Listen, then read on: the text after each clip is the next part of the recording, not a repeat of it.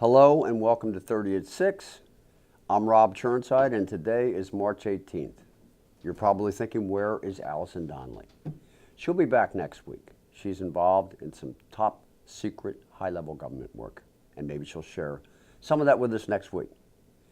Now, a couple days away from spring, I got a special announcement. We were to have Renee Dixon from Freedom Hills Therapeutic Riding on the show tonight, but something came up at the last minute and she asked me to make some announcements about their upcoming Aloha Spring silent auction and dinner at the Wellwood Yacht Club this Saturday, March 23rd at 5:30 p.m. and it's not too late to get tickets.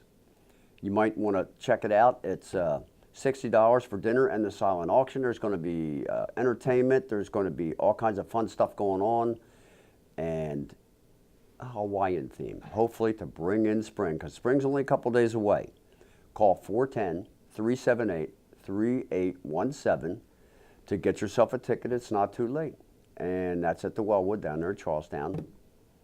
And it ought to be a great event. So come on down and support Freedom Hills Therapeutic Riding, a nonprofit in Cecil County. Now, let's get into the news. County Executive Alan McCarthy will hold a press conference on the proposed FY 2020 budget, including its major initiatives and priorities. That's March 29th, Friday at 10 a.m. at the County Administration Building. The public is encouraged to attend. The county budget process began in October, and the County Council is set to vote on the proposed budget on June 4th.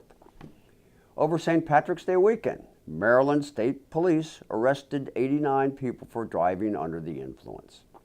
This effort was due in part to saturation patrols and sobriety checkpoints conducted throughout the state's 23 barracks.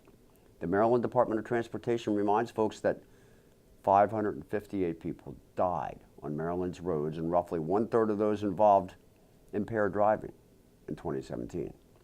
So impaired drivers injured 3,200 in 2017. All of these deaths and injuries were preventable.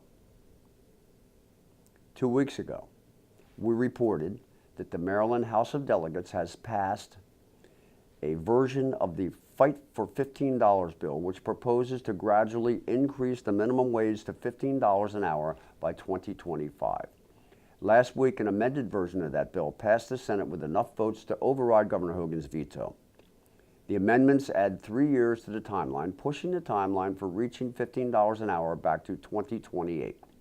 On Friday, the House of Delegates rejected the Senate amendments, which means the bill will head to conference committee where 3 members of each chamber will be tasked with coming up with a compromise. The current minimum wage in Maryland is $10.10 per hour.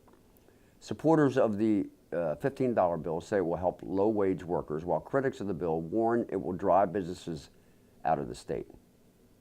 And now, a word from our sponsors.